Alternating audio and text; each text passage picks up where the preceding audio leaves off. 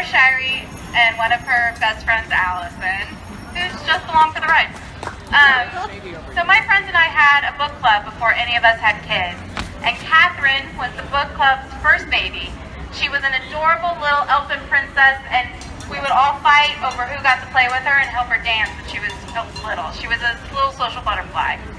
And she was pretty late to start walking, and from early on she had some stomach issues. And the day after her little brother was born, they found out that Catherine has something called Rett syndrome, a progressive neurological disease. Through the heroic efforts of her parents and the community, Catherine is now doing great in elementary school. However, as her condition progresses, she will need greater assistance. She has been on the Medicaid waiver waiting list for years, and they're hopeful that she's only a few years away, because only Medicaid will provide the resources she'll need to stay at home with her family. And then 6 months after Catherine was diagnosed, at my 20-week prenatal appointment, we found out that our daughter Shirey's amniotic band syndrome and a resultant facial clasp. Her clasps run from each corner of her mouth up to each eye. She's had 5 surgeries to put her face together so she can eat, talk, and breathe. Her care has already totaled $740,000. If lifetime limits ever come back, we won't be able to pay for the numerous surgeries she still needs. And then, a couple months after we found out about Shirey, when my friend Aaron's son Eamon was about 4 or 5 months, she alerted his pediatrician that Eamon seemed to almost exclusively favor one side, and little babies aren't supposed to favor one side.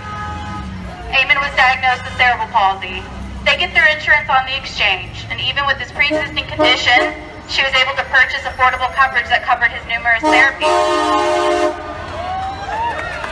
Her premiums are absolutely still too high, and too much of her time is spent wrestling with claims representatives. But the answer is so clearly not to take that insurance, make that insurance even more unaffordable or difficult to get. But that's exactly what they tried and will continue to try to do as this administration tries to sabotage the ACA. 7 years ago, we were just silly young women in a book club, drinking wine instead of reading books. And now we're moms to these amazing kids, all with pre-existing conditions and expensive healthcare needs.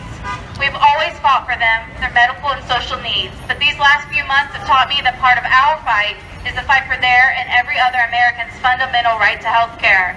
I just want to shout out, that's Catherine right there in the middle in the fabulous red shoes. And I just want to thank everyone for all the activism and organizing. It has meant so much to us personally, and thank you very much. Okay, and Shirey and Allison have one thing to say.